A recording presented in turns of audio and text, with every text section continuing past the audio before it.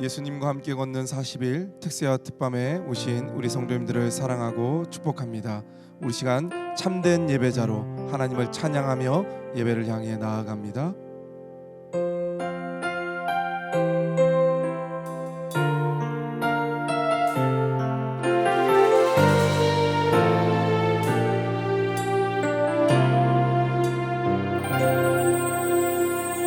많은 하나님을 예배하는 예배자입니다.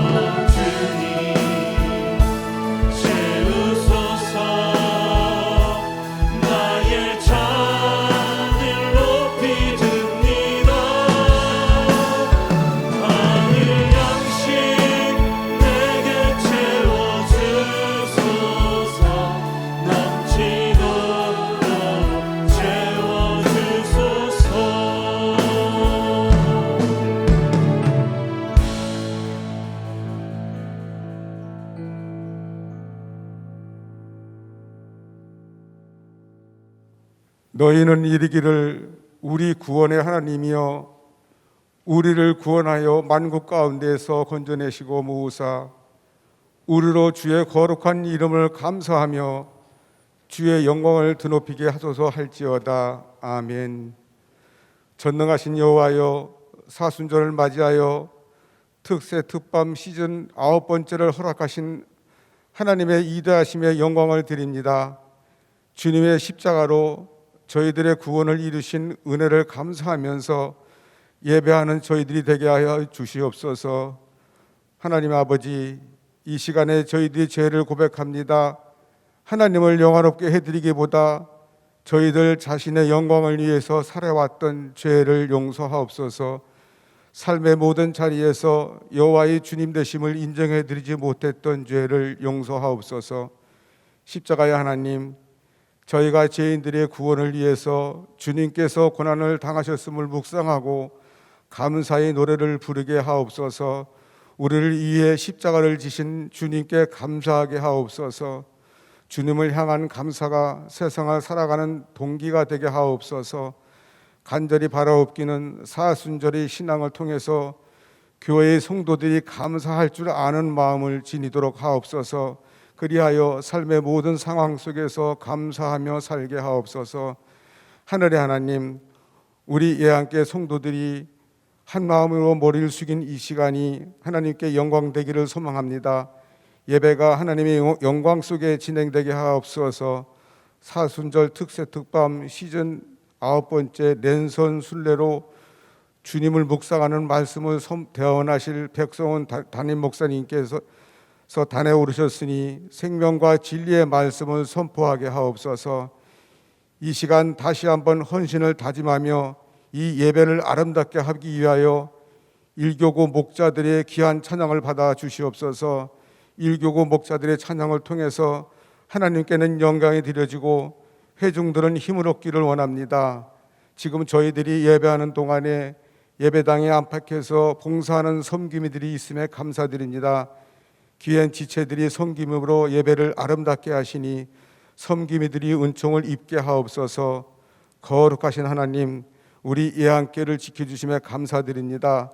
세상을 위하여 자신의 몸을 내어 주셨던 주님과 같이 하나님의 뜻을 이루어드리는 예안교회가 되기를 소망하면서 이 모든 간구를 예수님의 이름으로 기도드립니다. 아멘.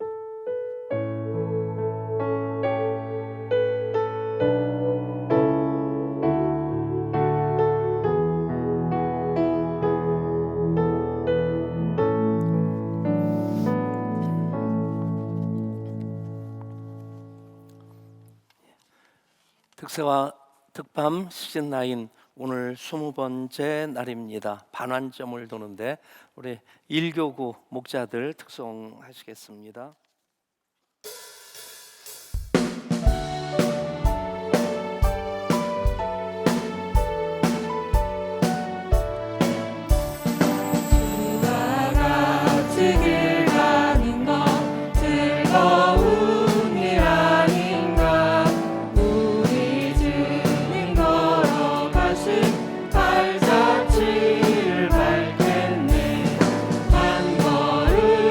한 걸음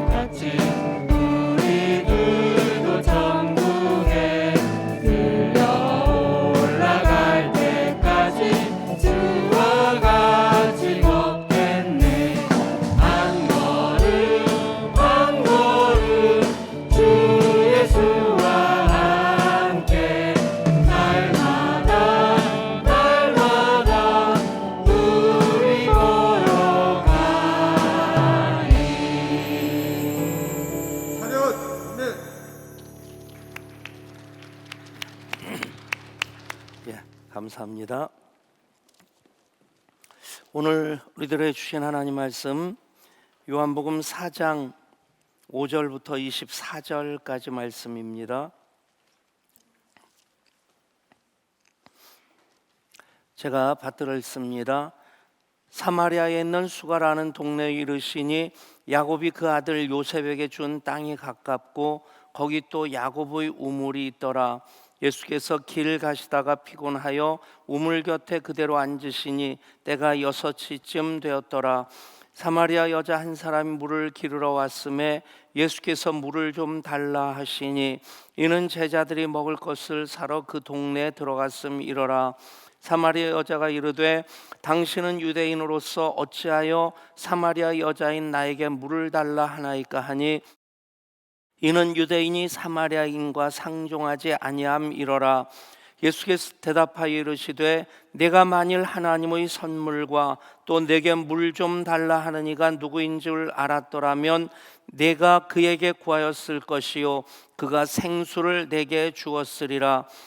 여자가 이르되 주여 물기를 그릇도 없고 이 우물은 깊은데 여기서 당신이 그 생수를 얻겠사옵나이까.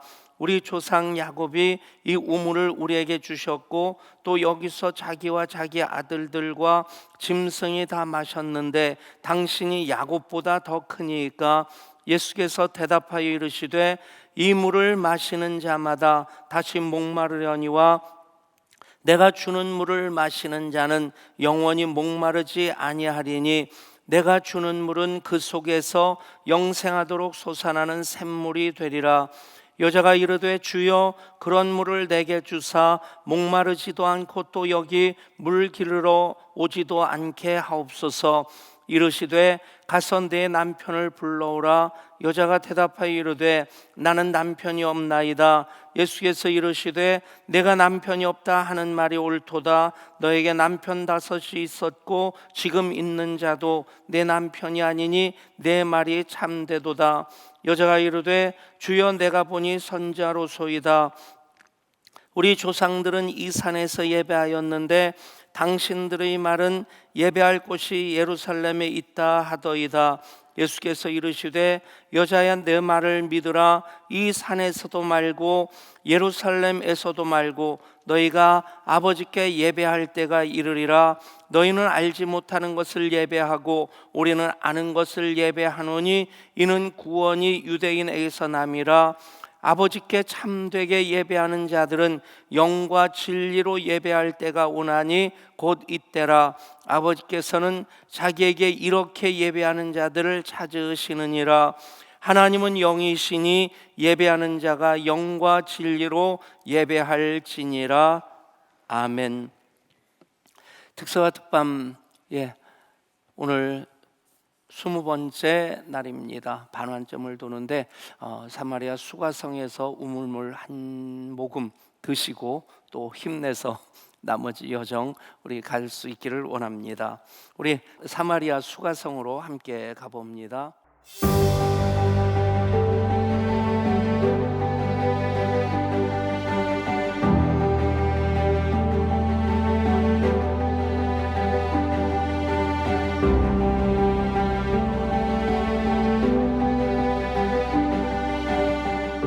사마리아는 옛 북이스라엘의 영토였습니다. 그러나 이스라엘은 아수르에 의해 멸망하고 그 땅의 사람들은 모두 사로잡혀 갔다가 돌아왔으나 강제 혼혈 정책으로 인해 하나님의 백성으로서 정체성을 상실하게 되면서 우리가 알고 있는 사마리아인으로 불리게 됩니다. 이후 사마리아 사람들은 옛 북이스라엘 영토의 중심 세겜 땅 주변에서 살았습니다. 그리고 그들만의 절기와 그들만의 성경을 읽었으며 세겜 땅 그리심산에 그들만의 성전을 지어 그곳에서 예배하기도 했습니다. 그러나 그들은 자신들의 성전과 성경이 얼마나 불완전한 것인지를 잘 알았습니다. 유대인들은 이런 사마리아인들을 멀리하고 경멸했으며 폄훼했고 상종하지 말아야 할 대상으로 멸시하며 이들이 거주하는 땅은 가까이 하지 않았습니다.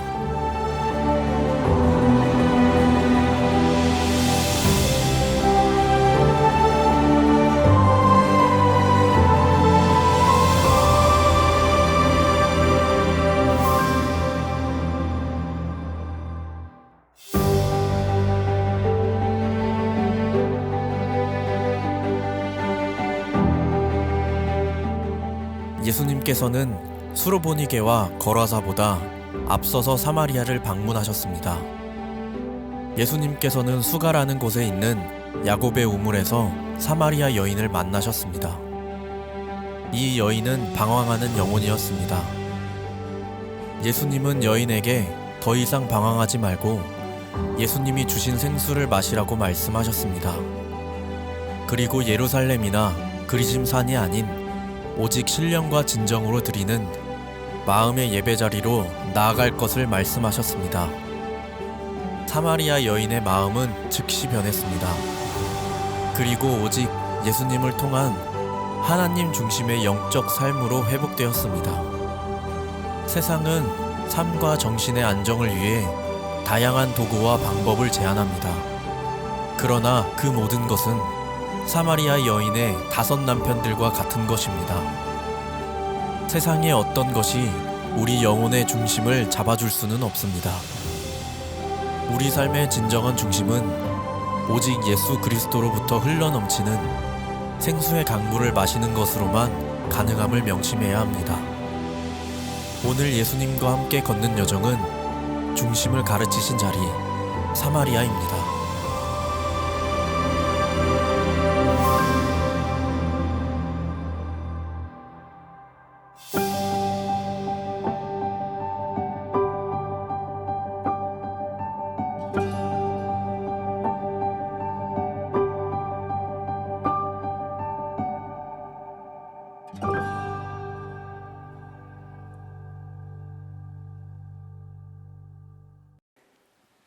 사마리아 수가성에 야고보의 우물이 있고 그 우물물이 굉장히 깊었다고 합니다. 기록에 보면 40m나 되는 굉장히 깊은 우물이었다고 하는데, 마지막 장면 보면 거기에 이제 그 우물 위에 예배당이 씌워져 있습니다. 사진으로 다시 한번 보시면 그 예배당이 이제 야고보의 우물 기념교회, 그래서 동방정교회에서 이제 지은 예배당이고, 그 아래 예배당 아래로 내려가면 지하에 저 우물이 지금까지 보존되어 있고, 그 우물 깊이가 그 다음에 측정한 것을 보면 30몇 미터로 나오고, 그리고 또 최근에는 그것이 20몇 미터랍니다. 그 이유가 뭐냐면 순례자들이 거기 와가지고 그 우물이 얼마나 깊은지 돌을 떨어뜨리는 바람에 돌이 쌓여가지고 그 우물이 이제 깊이가 달라졌다 하는 그런 얘기가 있을 정도로 그냥 야고보의 우물, 그래도 그 사마리아 수가성에 있는 사람들, 이제 집집마다 수도꼭지 하나씩 있는 요즘 시대가 아니라 그 당시에 마을에 하나의 우물이 있고, 그 우물이 마을 공동체의 식수원입니다. 생명줄입니다. 그 우물물을 길러오는 이 여인, 지금 보면 그 시간을 6시, 때가 6시쯤 되었더라. 요즘의 시간으로는 한낮을 얘기합니다. 그 뜨거운 여름철에 태양볕을 피해서 다들 아침 저녁으로 물 길러 오고 가는데, 이 여인은 한낮에 이 태양의 뜨거운 볕보다 사람들의 시선이 더 뜨거웠기에 그렇게 한낮에 물을 길러 왔던 여인입니다.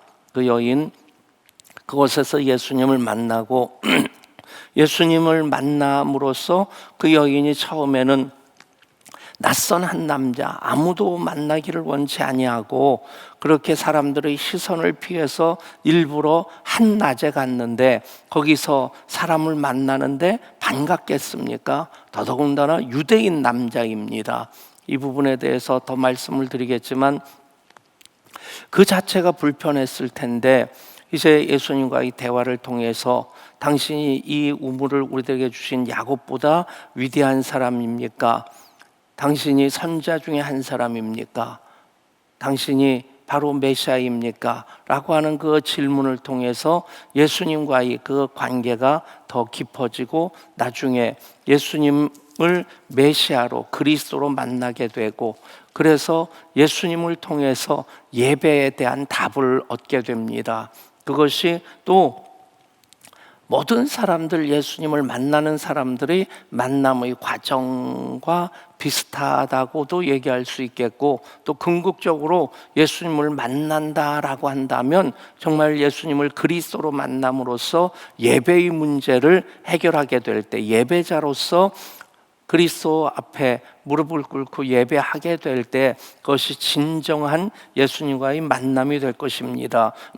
이미 이 부분에 대해서 우리가 지도를 머릿속에 넣고 있는 것처럼 유대가 있고 사마리아가 있고 그리고 그 위가 갈릴리입니다.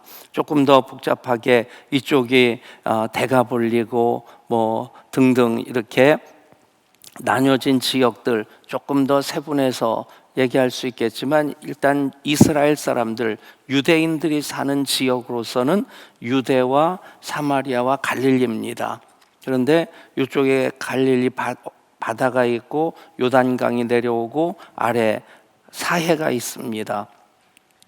그래서 이 갈릴 사람들이 유대에 와서 예루살렘에서 예배를 드릴 때 사마리아를 통과해서 내려오면 바로 직선거리가 되죠.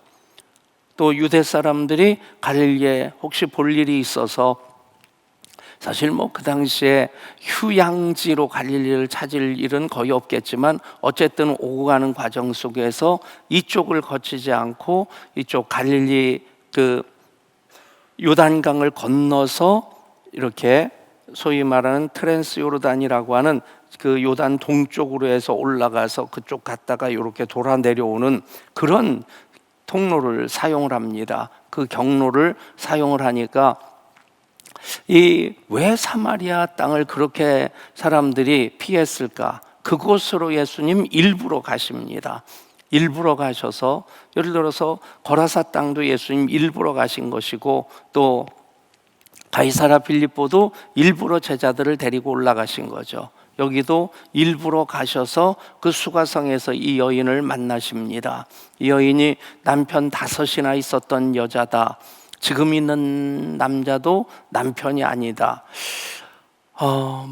그것으로 직업이 어떤 것인지 추론해 볼 수도 있겠고, 그만큼 목말라서 사는 여인이겠다. 그냥 야고보의 우물에서 물 길어서 먹고 사는 문제로만 목마른 것이 아니라 나름대로 삶의 어떤 그 부분에서도 목마른 여인이었겠다. 사실 뭐 그렇게 본다면, 어제 다시 이렇게 찾아보니까 다이아나 황태자 비가 죽은 때가 1997년이더라고요. 우리 교회가 1999년에 개척했으니까 그보다 더 오래됐어요. 24년 전에 그 이집트의 부호 재벌과 파리의 지하도를 지나가다가 벤츠 600, 그 당시로서는 제일 좋은 차 타고 가다가 파파라치들이 사진 찍느라고 쫓아오는 것을 피해서 과속으로 가다가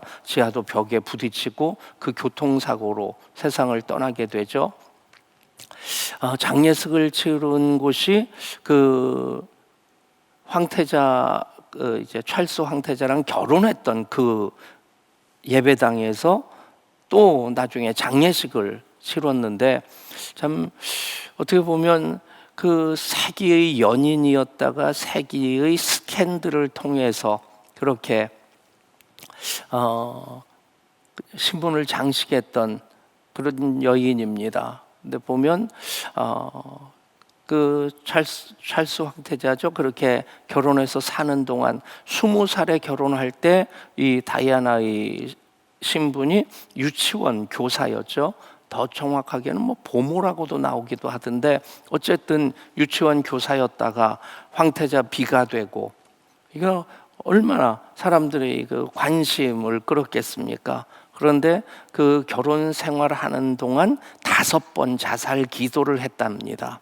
그러니까 얼마나 그 삶이 힘들었겠어요. 그러다 끝내 이혼하고, 이혼한 다음에 죽을 때는 그 이집트의 부호와 같이 그렇게 데이트들을 하다가 죽은 건데, 다른 남자들하고 연문을 계속 피웠다고 하는데, 어쨌든 뭐 이런 걸로 본다면 이 얘기의 논점 중에 하나일 수 있겠죠. 그런데 정말 그 이야기를 이해하기 위해서 사마리아라고 하는 곳, 왜 유대인들이 또 갈릴리 사람들이 이곳을 가려고까지 하지 않았을까?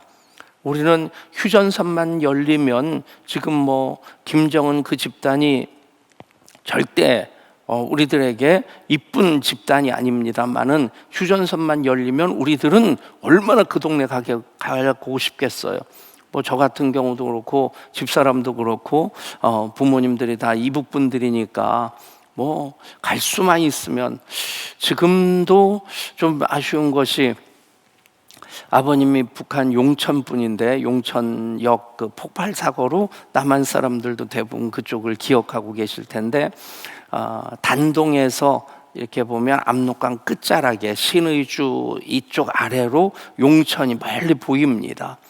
그래서 그곳을 제가 한번 갔다 온 다음에 아버님 모시고 한번 가야지. 그런데 날짜를 못 잡아가지고 끝내는 모시고 가질 못했습니다. 근데 암만 불편한 관계라고 해도 그 길을 걸어가는 것까지 사람들이 마다할 정도라면 얼마나 유대 사람들이나 갈릴리 사람들에게 이 사마리아 사람들이 싫은 그런 경멸의 대상이었을까? 역사적으로 보면 우리가 다 알고 있는 거는 이제 아수르가 멸망한 다음에 그 이전에 남북왕국이 갈리워지고 나서 북왕국의 수도가 사마리아입니다. 그 전체를 사마리아라고 부르지만 또 수도가 사마리아이기도 하고, 근데 아수르가 그 멸망한 다음에 인류 역사상 가장 잔인한 정복자가 이 아수르였다고 그래요. 그 다음에는 몽골이 유럽을 정복할 때 또 그렇게 잔인한 학살을 했다고 하는데 요즘 푸틴이 그 계열을 이어가고 있습니다. 근데 역사의 죄인으로서 푸틴도 이름을 반드시 기록하게 될 텐데 아수르가 그렇게 잔인하게 학살을 하고 그리고 거기다 외부에 있는 이방인들을 이주를 시킨 겁니다. 그러니까 사마리아 사람들이라고 한다면 살아남은 원래 그 본토인들하고 이주한 이방인들하고의 혼혈 민족입니다. 피만 섞인 것이 아니라 나중에 이쪽은 멸망당하고 유대는 더 150년 정도 더 지속은 하게 되지만 이쪽은 바벨론에 의해서 멸망을 당하죠.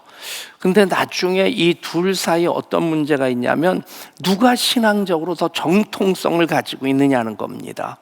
이미 북왕국 여로보암이 그렇잖아요. 나라는 나뉘어졌는데 예루살렘에 가서 예배를 드린다.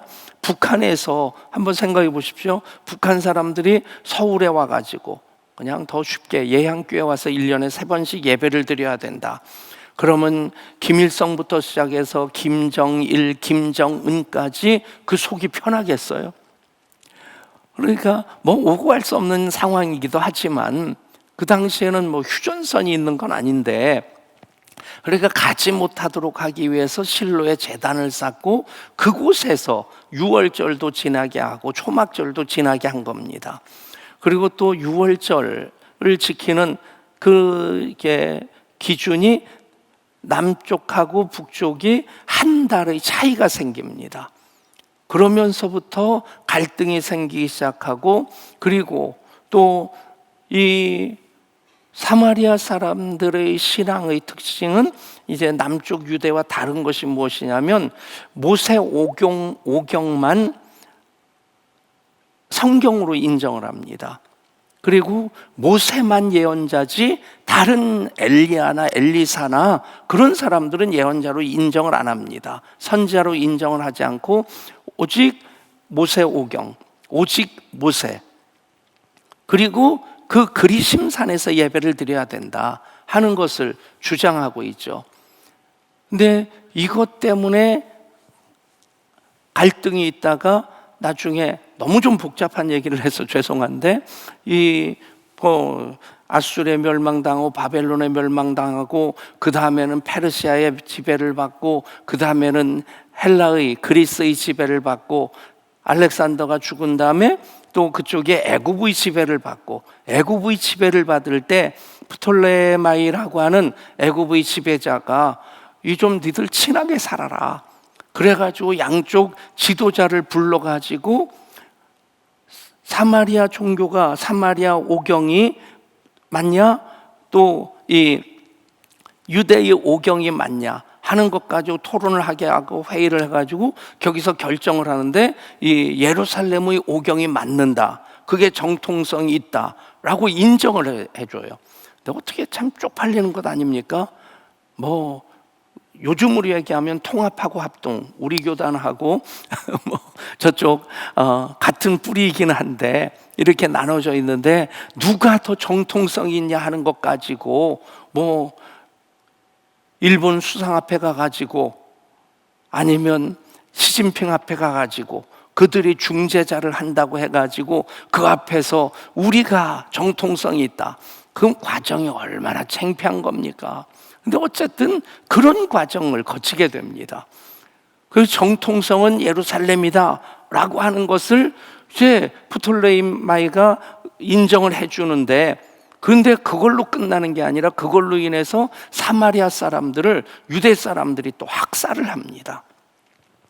얼마나 이게 이 갈등이라고 하는 뭐 칡뿌리와 등나무가 이렇게 얽히고 설키는 정도가 아니라 여기서 서로 죽이고 죽는 그런 일들이 여러 번 있었고, 예수님 당시에 예수님이 어리셨을 때 또 하나의 사건이 벌어지는데, 이 사마리아 사람들이 이런 원한을 가지고 있다가 예루살렘 와가지고 예루살렘 실로암 우물에 사람들의 뼈를 가른 뼈가루를 거기다 뿌려버립니다.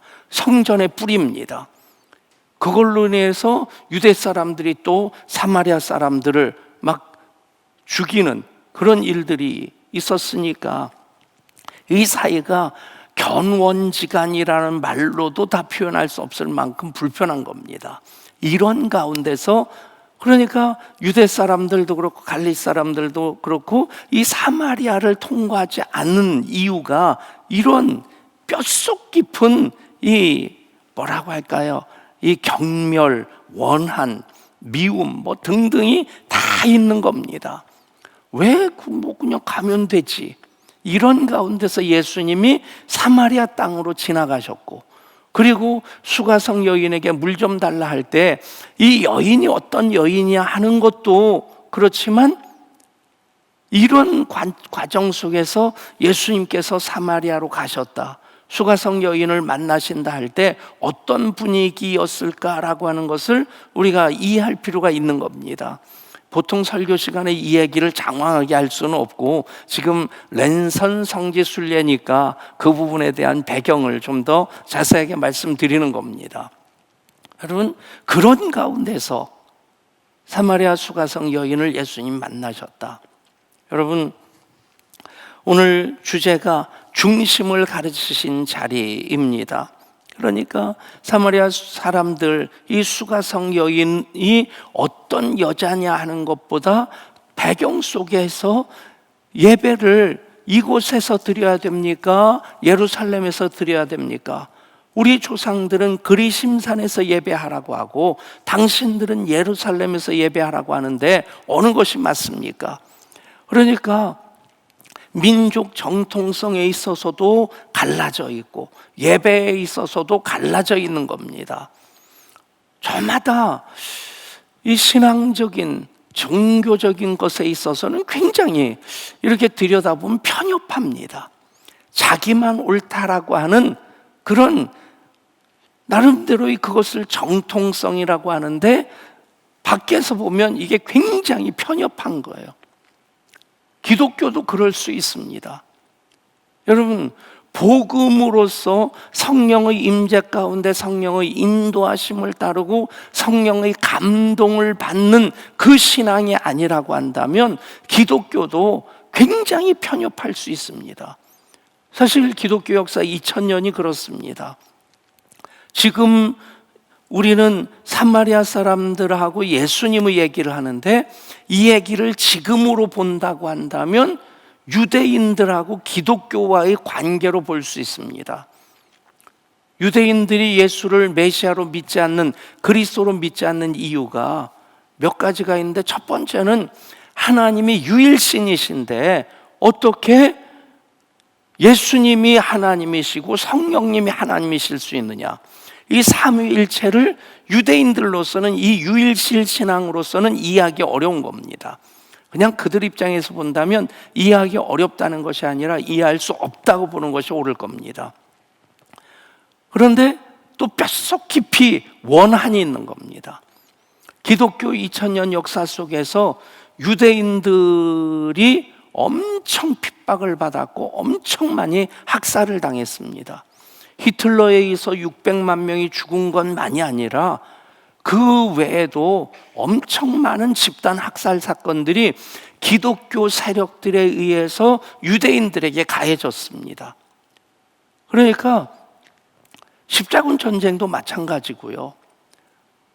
그러니까 유대인들을, 기독교인들은 당신들이 예수를 죽인 사람들이고 뭐라고 했냐, 그 피를 우리 후손들에게 돌려달라 하지 않았느냐, 그러니까 니들은 죽어 마땅하다. 히틀러가 유대인들을 죽일 때 그 논리 가지고 죽인 겁니다. 그리고 그것에 대해서 독일 교회가 전혀 안 된다고 하지 않았어요. 그것을 그냥 묵인해주고 또 묵시적으로 동의해 줬습니다. 이런 것 때문에 사실 유대인들이 지금, 그 외에도 몇 가지 이유가 있지만 어쨌든 예수님을 메시아로 믿는데 이 하나하나가 엄청 걸림돌이 되는 겁니다. 여러분, 사마리아 수가성의 여인, 지금 남편 5이 있었고 지금 있는 남편도 남편이 아니다, 이것만이 문제가 아니라 뼛속 깊이 유대인들에 대해서는 아주 이렇게 미워하는, 가까이 하고 싶지 않은 그런 감정들이 있는 겁니다. 여러분, 이 여인이 예수님을 만남으로써 다시 물동이와 그 물동이를 버려두고 그리고 자기 마을로 들어가서 내가 메시아를 만났다, 모세와 선지자들이 기록한 그 일을 만났다, 그리고 그 사람들이 와가지고 예수님을 만나고 예수님을 믿게 됩니다. 여러분, 신앙이라고 하는 것은 정말 영과 진리로 예배함으로써 인격적으로 하나님을 만나고 하나님의 성품으로 살고 예수님의 인격으로 살고 성령님의 기름 부심으로 사는 것이, 그것이 바로 우리의 신앙의 목적이 돼야 되고 신앙의 모습이 돼야 되는 겁니다. 아니고 어떤 신앙을 통해서 내가 기도해서 내가 원하는 것 얻고 싶고 잘 살고 싶고 그것이 신앙의 목적이 되면 신앙 자체가 암만이고 헛길로 갈 수 있다는 얘기입니다. 중심이라고 하는 것, 지금 사마리아와 유대 사람들의 그런 나뉘어진 것에 대해서 예수님께서는 예배가 무엇이냐, 하나님은 영이시니 예배하는 자가 영과 진리로 예배할지니라, 이 핵심, 중심, 이것이 예배의 중심만이 아니라 우리의 삶의 중심이 될 때, 그러면 여기서 다른 문제는 해결되어집니다. 이 여인도 예수님을 메시아로 만나게 되고 그 수가성 사람들도 예수님을 메시아로 만나서 그래서 그들이 믿게 됩니다. 여러분, 우리의 신앙이 예배가 중심에 있어야 됩니다. 예배의 중심에 다른 것이 자리 잡는 것이 아니라 내가 원하는 것, 아니면 예배의 형식, 아니면 어떤 그 교단의 교리, 전통, 그런 것이 아닙니다. 하나님이 중심에 계셔야 되고 중심에 계신 하나님을 어떻게 만날 수 있느냐? 예배를 영과 진리로 예배해야 됩니다. 영이라고 하는 것은 성령님 안에서라고 하는 것이고 진리는 하나님 말씀에 입각한, 말씀에 따른 예배가 돼야 된다는 것입니다.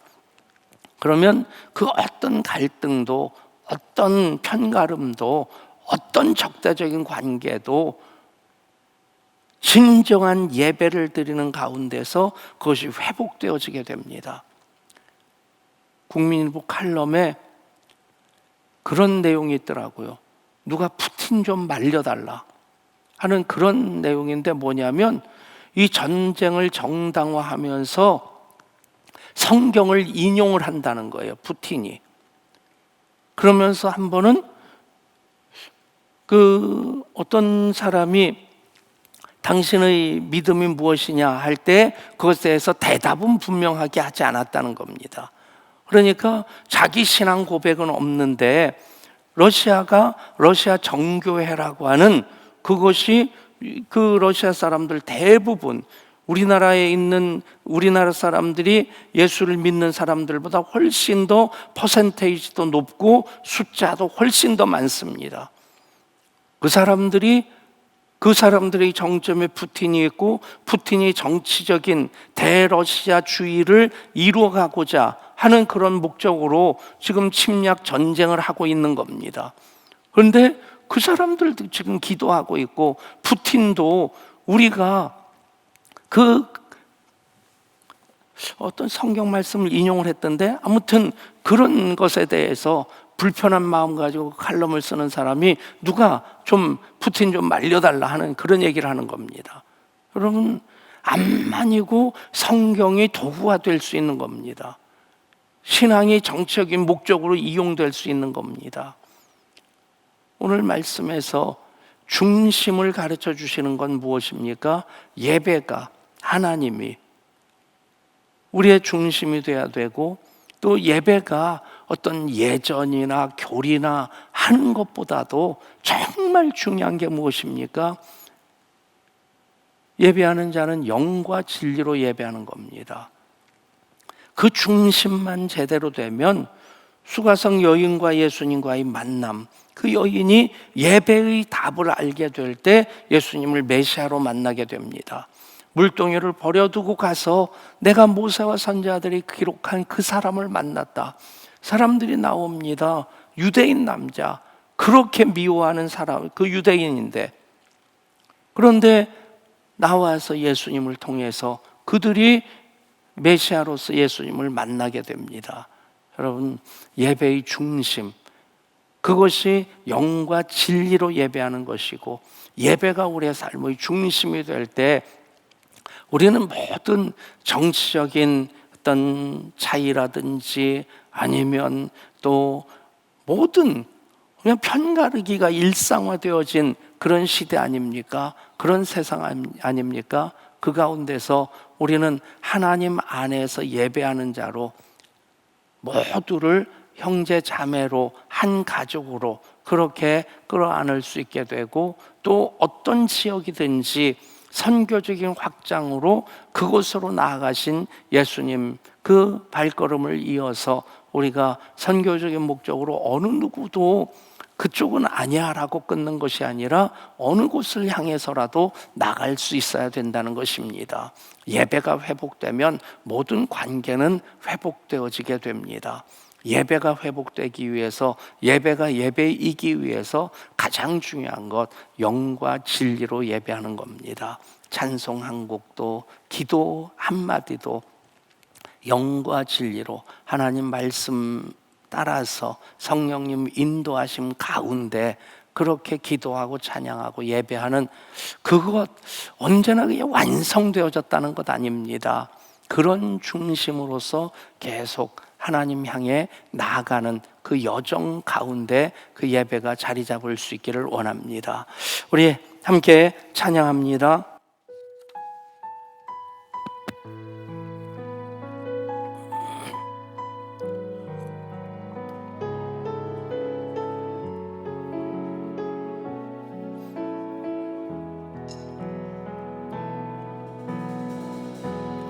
따스한 성령님 마음으로 보내 내 몸을 감싸며 주어지는 평안함 만족함을 느끼네. 사랑과 진리에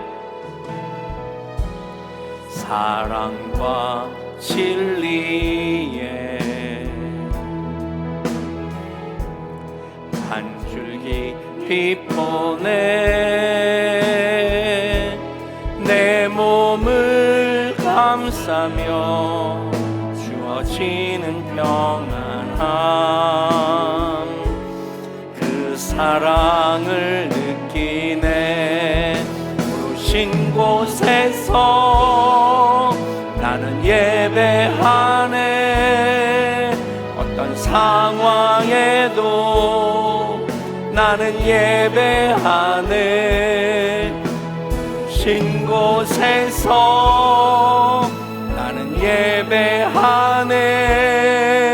어떤 상황에도 나는 예배하네. 내가 걸어갈 때 길이 되고 살아갈 때 삶이 되는 그곳에서 예배하네. 내가 걸어갈 때 길이 되고 살아갈 때 삶이 되는 그곳에서 예배하네. 부르신 곳에서 나는 예배하네. 어떤 상황에도 나는 예배하네. 부르신 곳에서 나는 예배하네. 어떤 상황에도 나는 예배하네.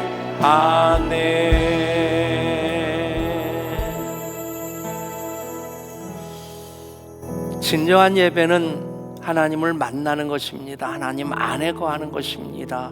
어떤 예전이나 교리보다 영과 진리로 예배하는 예배가 진정한 예배입니다. 그 예배, 우리가 그 예배를 예배로서 드리고 예배를 살아간다면 모든 담장들이 허물어져야 됩니다. 우리 예수님 중간에 막힌 담을 허신 분이십니다. 사람들은 온갖 것들을 핑계로 삼아서 담장을 만듭니다. 너와 나로 나눕니다. 잘 사는 사람, 못 사는 사람, 배운 사람, 못 배운 사람, 민주주의, 사회주의 등등으로 다 나눕니다.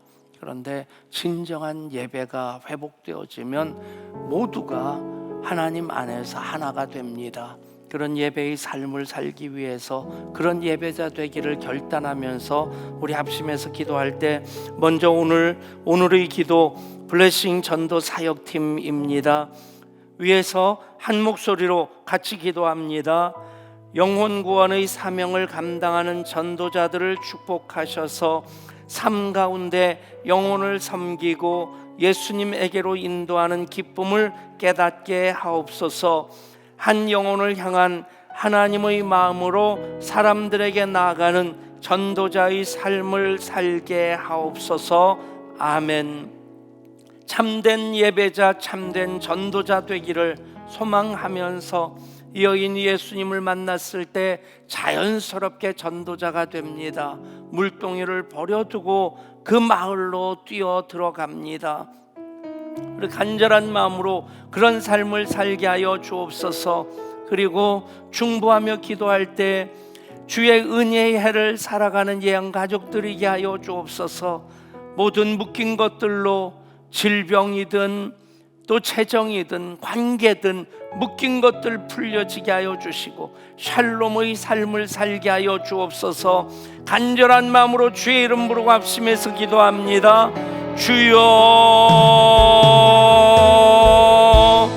아버지 하나님 우리를 사랑하시소. 우리가 주의 은혜 가운데 거하고 주의 은혜를 계속 살아가기를 주님 원하고 계십니다. 말씀을 선포하셨습니다. 말씀을 주셨습니다. 성령님, 우리 가운데 임재하셔 역사하십니다. 계속해서 기름 부어 주십니다.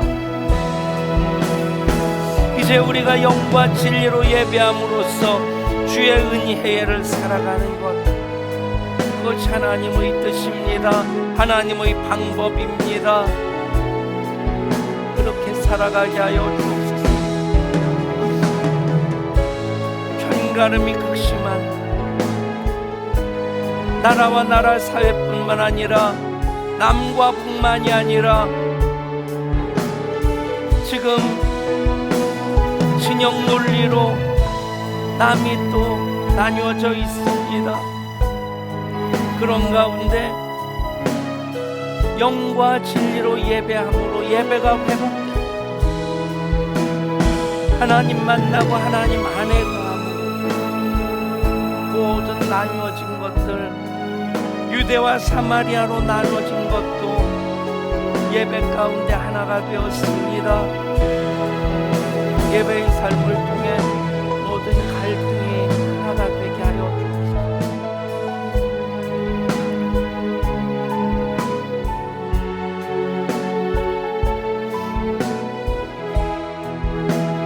아버지,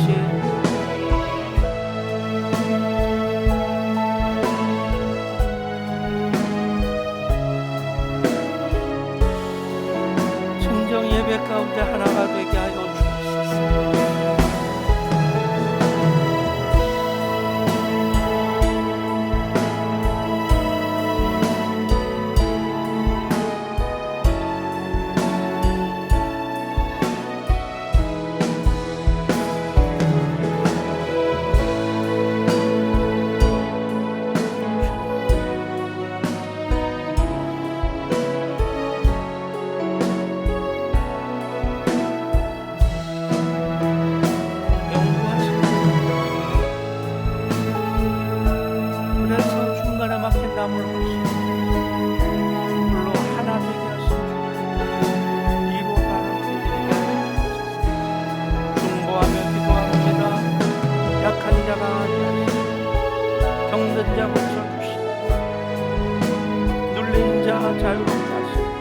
주의 은혜를 살아가게 하여 주옵소서.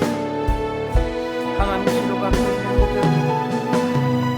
또 내일 김세진 집사님 수술합니다. 그 가운데 함께 하여 주옵소서. 하나님, 그것이 하나님께서 치료하시는 하나님 하시는 피할 길이 되게 하여